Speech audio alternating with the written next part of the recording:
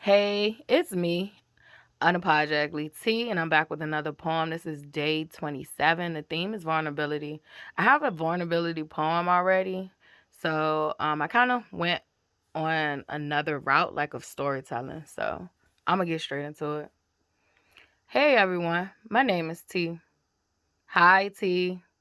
If you want to share, you can, but you don't have to. Should I just sit instead or hear other people's stories before I share my own? I was taught to never share what goes on in your household. I carried this into adulthood. First meeting, I just listened to what everyone had to say. But then it was clear I didn't love myself, 'cause a person who did wouldn't have stayed for 11 years. But it was deeper than my current relationship. I had connections to all these people who were out to get me. The ones who really loved me, I pushed them away. I took the hard road to figure out myself instead. Second meeting, I decided to share and open up, not even sharing what really sent me there, like I had lost all hope and was fighting to hang in there. I remember crying in front of strangers, explaining how my car was fucked up, and instead of getting my car fixed, I decided to fix this nigga shit. Not my idea. He asked me to put him before myself, and I did with no hesitation. I knew it was wrong, but I was used to being taken advantage of, so I thought it was my duty to put others before myself. He didn't care that he had damaged my car and had me and his daughter driving around with one headlight in the dark. But I loved him more than I loved myself, just like the others. I talked about how I couldn't go nowhere without being questioned. I couldn't even take a walk by myself, talk to friends, or even my therapist. There was no space for me, but he did what he wanted. It didn't start out this way. So how did I end up here? I hated my teaching career. It was a flawed system. It had drained me within a couple of years. Just like my loved ones. Hell, I hated myself because everything I wanted tried to destroy me. So I must have been the problem. How could I come back again if that was only the tip of the iceberg and some of them were in tears? It was like reality had set in that I was in an abusive relationship in more ways than one. If they felt my pain with the simple stories like those, what about the ones that were more serious? Because I never told how he used to shoot up coke and heroin and act crazy. I never told how he used to stash fentanyl in the house to serve his customers. I never told how I was left being the responsible one paying all the bills for most of the years. And when he did start footing the rent, he started power tripping. I never told how he had overdosed and I had to bring him back to life. I never told how aggressive he would get in his paranoid states. I never told how black his eyes were, like he wasn't even there anymore. I never told how he kept getting infections. One time his legs turned black as tar. I never told them how if he got pulled over, he would get me to hold his stash. I never told them how much he cheated. I never told them how much money he had in the end and wouldn't share a thing, just spending it on frivolous things.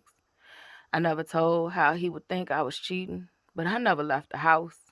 I never told how he had cameras in most of the rooms.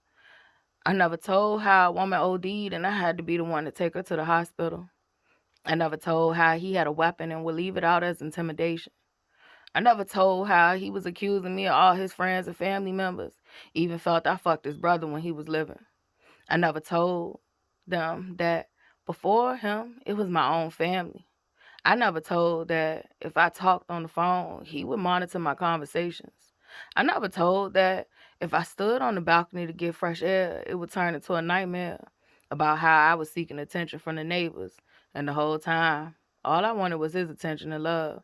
But he wasn't even there anymore. I guess he projected onto me what he was doing in the streets. My brain was filled with wild ideas of who I was from him and my family members. They had me thinking I was weak and won't shit. I thought I was tainted and flawed, couldn't be trusted with men. I thought I was fat and ugly. I just thought I was weak. And honestly, I was beat down mentally. I believed everything. But the version of me I once knew wouldn't have tolerated any of it. She would have took him out, or at least left from the beginning.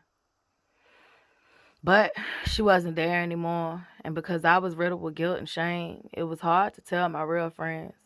I knew they would hurt for me and want me to leave, but I wasn't ready, so what was the point? I knew one of them would have made sure I had a way out, so I stayed silent like I did in childhood just to keep the peace.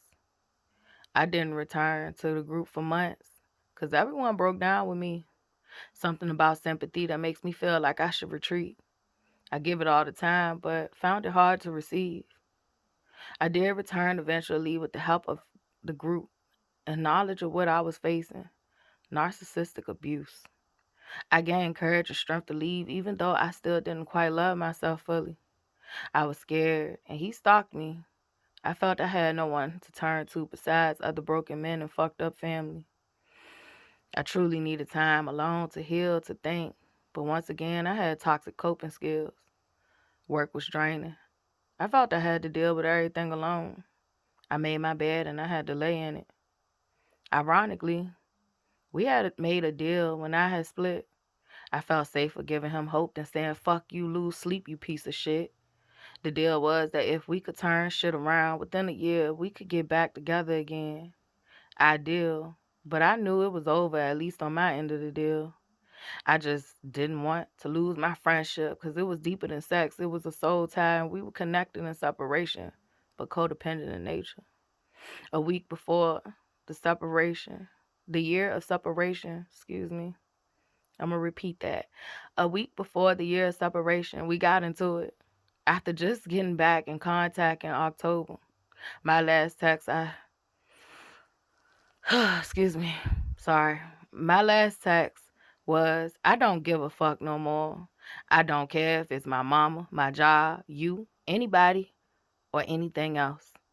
I'm not letting nothing take advantage of me no more. And that I finally needed to put me and my child first. I had a dream. He tried to kill me, but God sent someone to intervene. A year to that date, I left. He passed away. Since then, I've been on a journey of rediscovering and learning to love myself. Even after he died, in my most vulnerable state, as my heart broke into pieces from realizing just how much I lost myself. I had family and fake friends that tried to do me in, but all things were revealed. Repressed memories came flooding in, and I finally understood why I love broken men. It all started with my parents. All I knew was toxic love. But God had other plans, and I am forever grateful. There is so much power in the tongue. I quit my job, outed my family for all the sexual, physical, emotional, mental, and financial abuse. I cut ties with everyone that used love as an illusion to mistreat me. This is only part of my testimony. Now he's gone, and I just want to be vulnerable. There are times when I just want to cuss him out and punch him in his face, but he is gone now, and I can't. There are times where I feel stupid for loving him, but 11 years of friendship, no matter the ending, don't just disappear into thin air. He helped me raise a kid that wasn't his. He did for her even when he couldn't do for me or himself. When he was clear-minded, things were great. All our memories are laced with trauma and hardship, so I was torn on how to grieve him. One day, I would miss him and love him, and one day I hated him. Fucked up family wanted me to get over it, but my mind wanted me to honor it. Because in all actuality, two souls never meet by mistake. I learned vulnerable lessons. The man was smart, and I have all his knowledge, wisdom, and spirit with me. He struggled with addiction, and it made him a monster sometimes. But he also helped me realize it was finally time to start loving myself. And the jig was up for all those who hid behind fake smiles pretending to love me. So to be vulnerable, when I grieve him, I'm grieving myself. When I honor him, it's because he was a part of chapter 3 of my life, which led me to chapter 4, the life I always wished for.